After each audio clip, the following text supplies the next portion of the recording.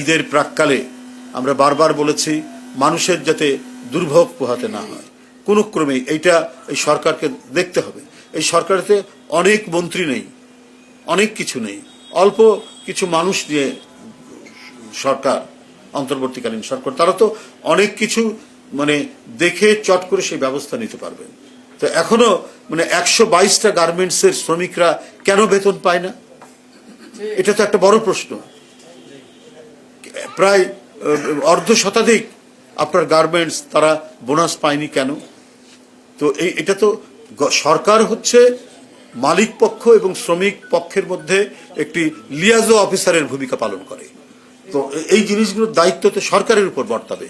একজন শ্রমিক যদি না খেয়ে থাকে, এই ঈদের আগে যদি সে বেতন না পায়, তাহলে তার পরিবার সেই ঈদের আনন্দ উপভোগ করতে পারবে না। তো এটাই তো হচ্ছে জনহিতকর পদক্ষেপ সরকারের দিক থেকে। এইটা সরকারকে দেখা উচিত ছিল, দরকার, সরকার সেই ব্যাপারে যাবে।